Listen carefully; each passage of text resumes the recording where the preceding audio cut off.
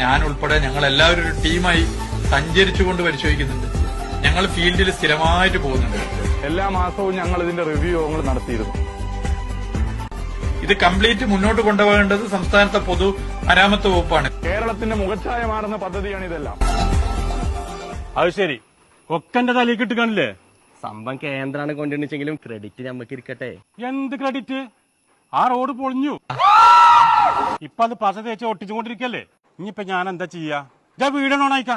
ഇപ്പോ നാഷണൽ ഹൈവേയുടെ ചില ഭാഗങ്ങളിൽ പുതിയ നിർമ്മാണം നടക്കുന്നിടത്ത് അത് LDFന്റെ പടിയാണ് എന്ന് പറഞ്ഞുകൊണ്ട് ചിലര് രംഗത്ത് വരാൻ തയ്യാറാകുന്നത്. അതിനാനല്ലേ അതിന്റെ ആ മുതൽ ക്ഷ വരെയുള്ള കാര്യങ്ങൾ പൂർണ്ണമായും നാഷണൽ ഹൈവേ അതോറിറ്റിയാണ്. അതിന് ഒരു തരത്തിലുള്ള പങ്കാളിത്തവും നമ്മുടെ പൊതുമരാമത്ത് വകുപ്പിനോ കേരള ഗവൺമെന്റിനോ ഇല്ല. പങ്കാളിത്തം ഉണ്ടെന്നല്ലേ നമ്മൾ കുറച്ചുമ്പോ പറഞ്ഞത്. അത് മാറ്റി പറയണം. അതൊക്കെ എപ്പോഴോ എയറിൽ വിട്ടു.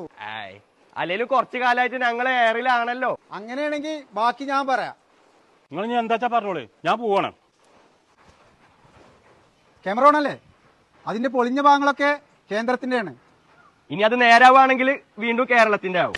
പിണറായി വിജയൻ മുഖ്യമന്ത്രി എന്നുള്ള നിലയിൽ മുൻകൈയെടുത്ത് നാഷണൽ ഹൈവേ അതോറിറ്റി ഓഫ് ഇന്ത്യയും സംസ്ഥാന സർക്കാരും ഒരു ടീമായി നിന്ന് നടത്തിയ ഇടപെടലാണ്